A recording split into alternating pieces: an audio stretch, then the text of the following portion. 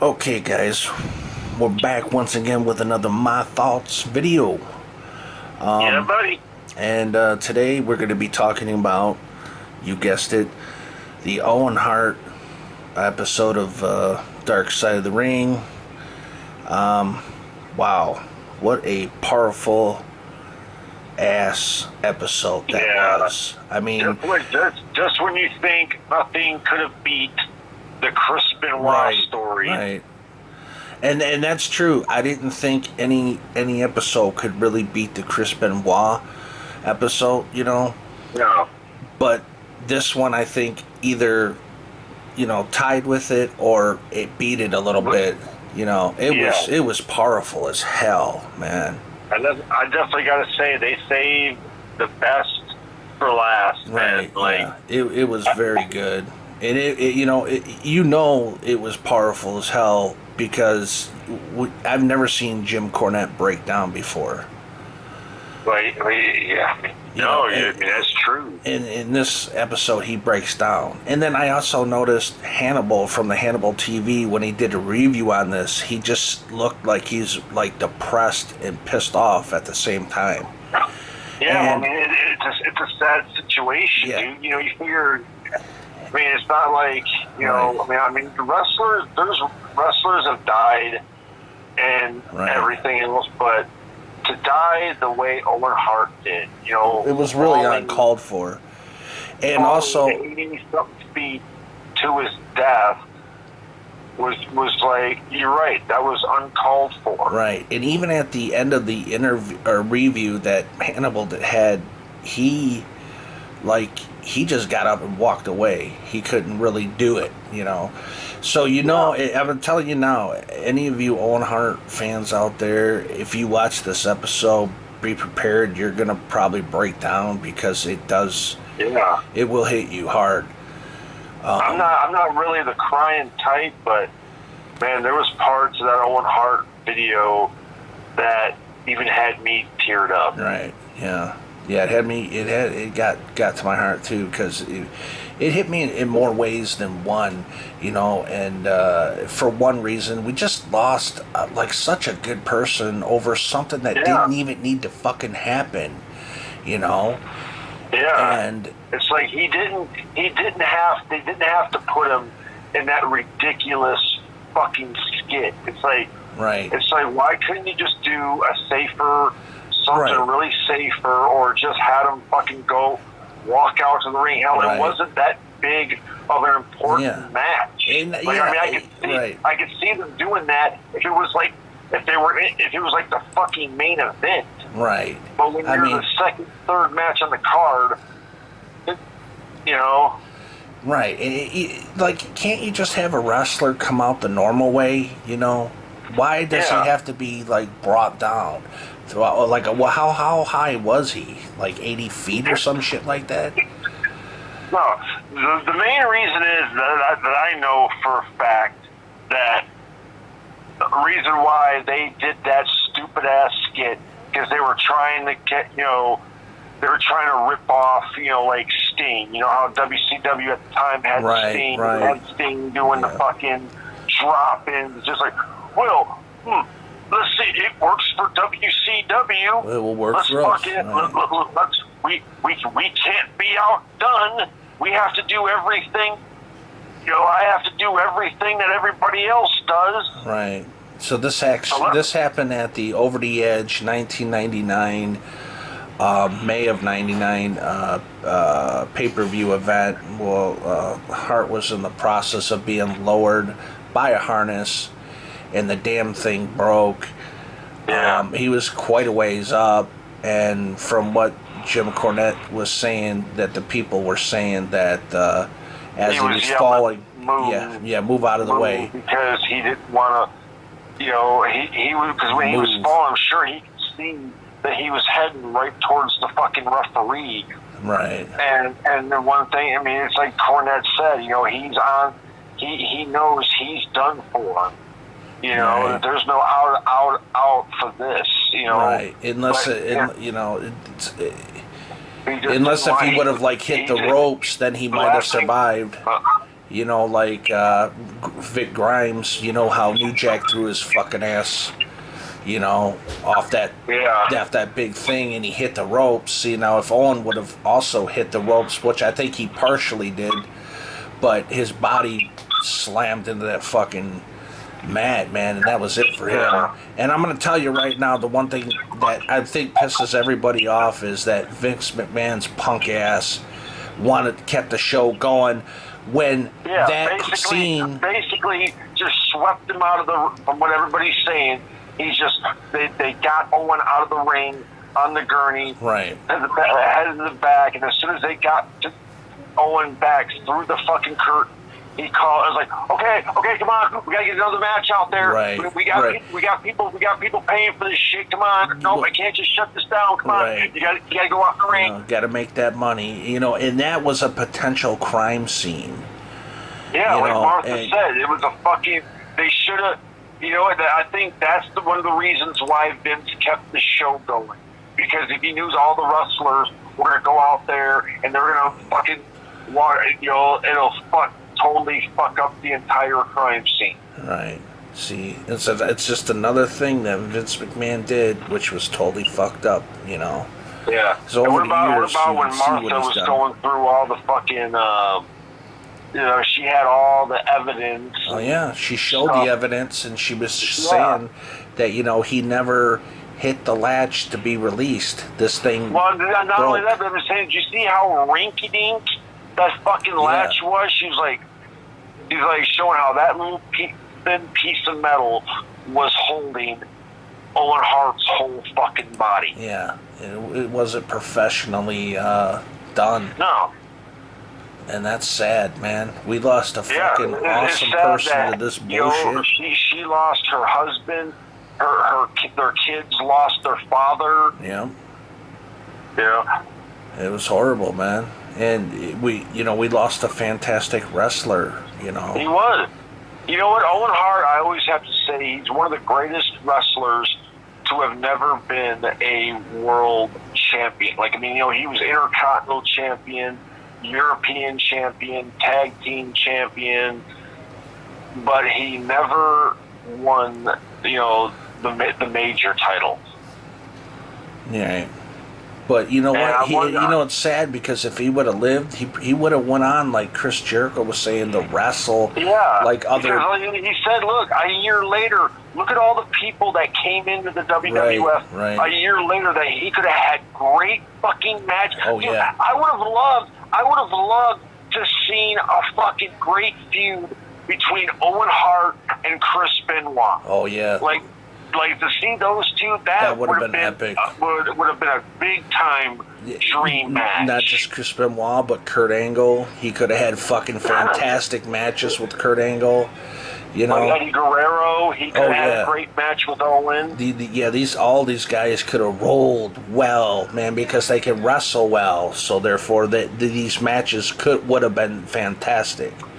Even Jericho. Jericho came in that summer of '99. Jericho came into the WWF like, I think, what was it, like a month or so or two after, because it was at SummerSlam, or when was it? Was it SummerSlam he made his debut, or it was on Monday Night Raw, but yeah, it was Monday Night Raw before that.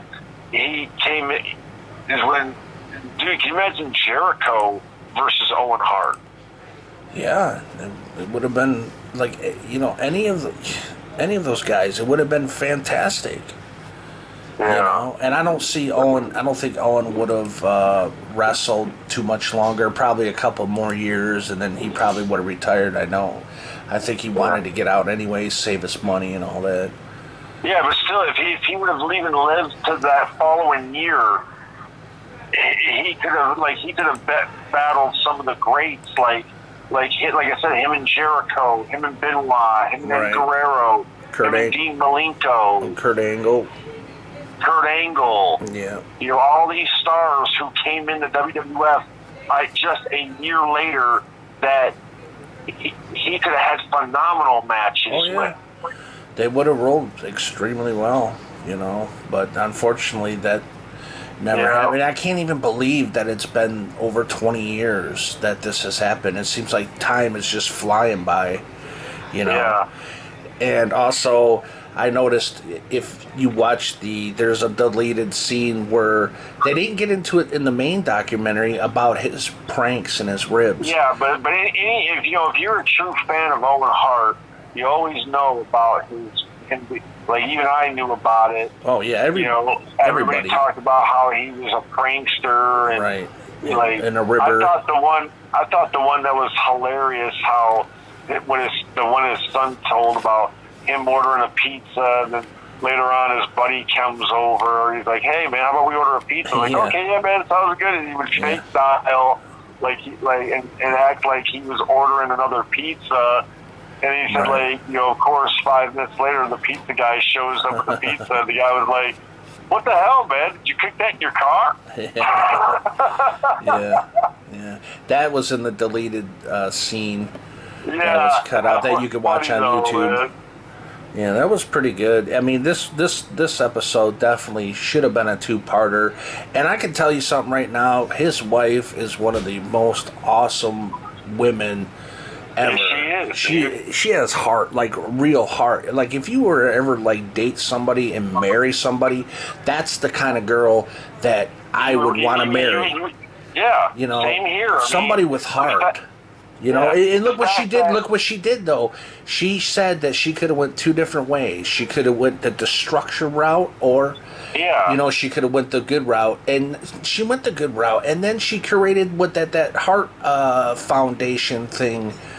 The Owen Foundation. The Owen Foundation in his name. See, she could have just taken all the money and said, "All right, fuck everything. I'm not doing nothing." But no, she applied herself. Like you said too, it's been 20 years. Right. She could have done. Remarried, moved on. Right, and done nothing. She could have lived off of the millions that she got from that, She could have done nothing, but she actually stepped up and made that Owen Foundation and, worked with people and stuff, that shows heart, man. That is amazing. Yeah, because when all of that, her thing was that she made a promise saying that, she was not going to let Owen just die for nothing. Right. She was going to, do something to make his make his legacy, and that's why she talked about making the Owen Foundation because, Yeah, WWE must have had a real hard time when they did that documentary on Owen Hart a few years back. On getting her to agree, since she has all the rights to, his name on and that's the whole main reason too why, Owen is not part of the Hall of Fame, because what she was saying was, that's what the WWE wants. They want Owen in their precious little Hall of Fame, but she doesn't want that because, it's like, she does not want the WWE to have that fucking accolade. Right.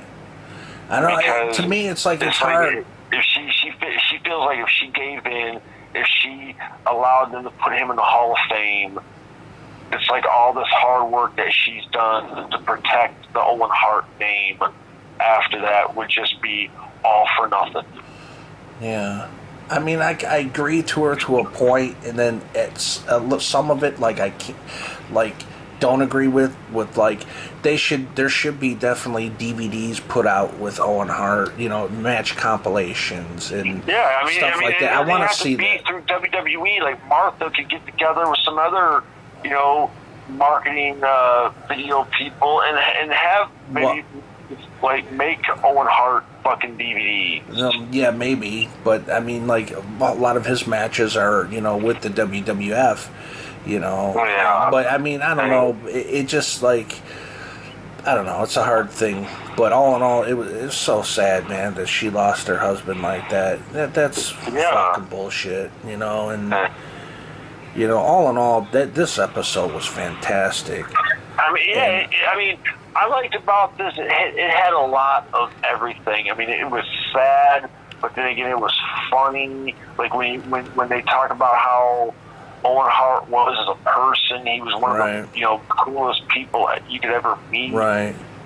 And he was a ribber. I like the story his wife gave about when they were out jogging, and so that Owen was just a little bit ahead of her, and they were running, and there was a group of joggers running by, and he looks back at one point and says yelling at Mars like, "Stop following me! I told you I'm not going out with you." Yeah. He's a ribber. Yeah. But you know what though? Like they explained the best. Owen was a good ribber, but in good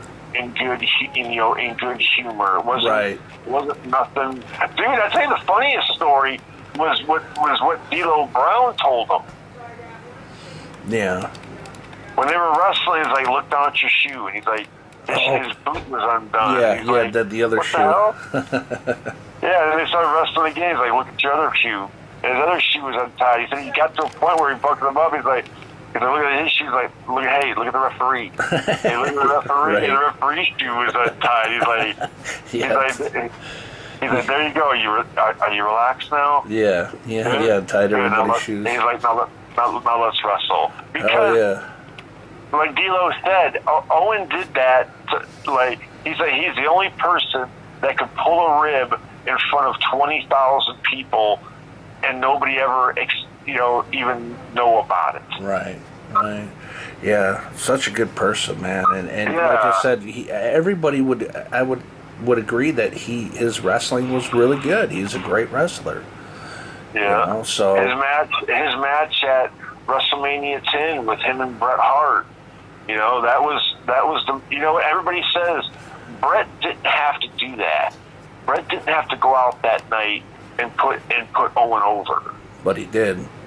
But he did, because not only that, and that put him on the map. Yeah. Not only that, I got to thinking, and they didn't explain this in the DVD or in the video of Owen Hart.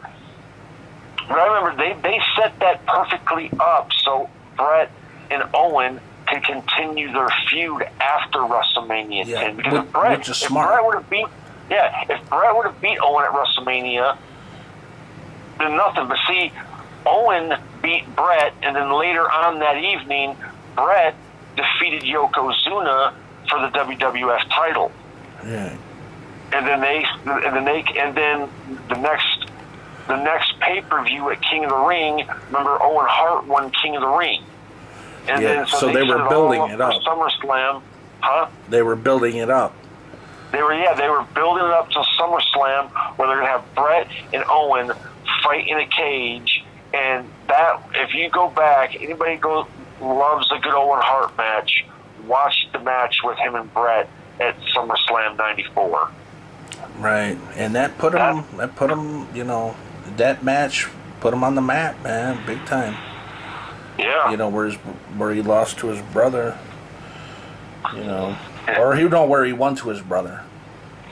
Huh? I said where Owen won to Bret, that put him on the map. Yeah, and then they had SummerSlam where, they had a great cage match, but then, Bret went over in the cage match. Yeah. Those were some great years of wrestling, man. Yeah. From then on, Owen paved his own way through wrestling. He won the tag team titles, won the Intercontinental Championship, won the European Championship, had a great feud with Stone Cold Steve Austin.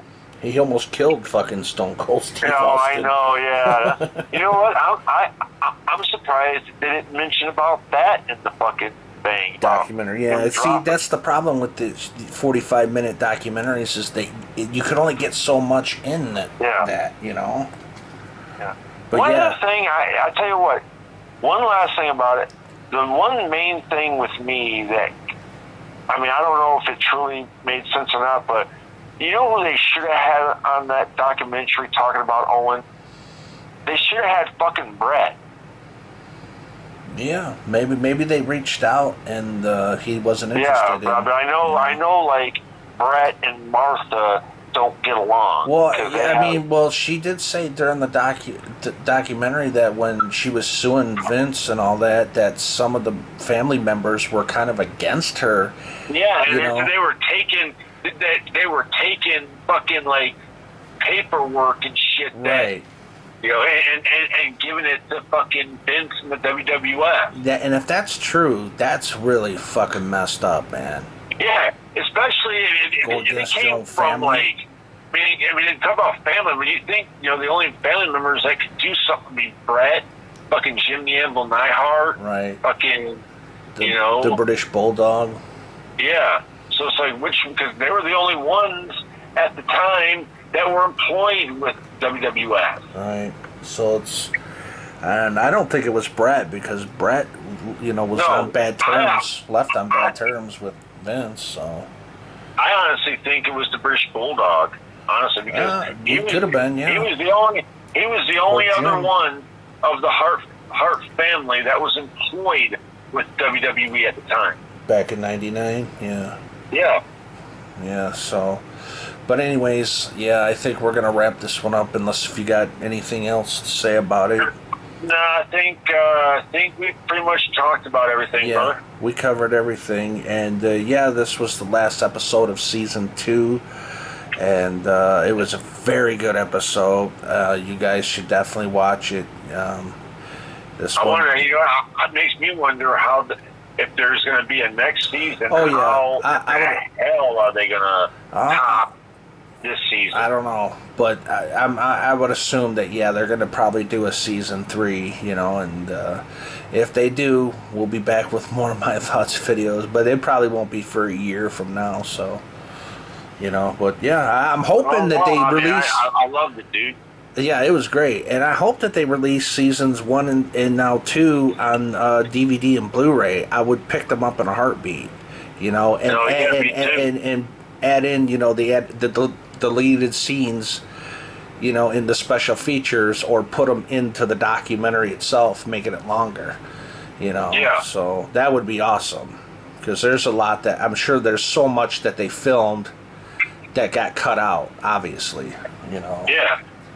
So anyways, guys, we're going to wrap this one up. That is my thoughts on the Owen Hart episode. It was very good. This one will really tug at the heart. And, that's it for this video, people. We are out of here, and you'll have a fantastic day. Later.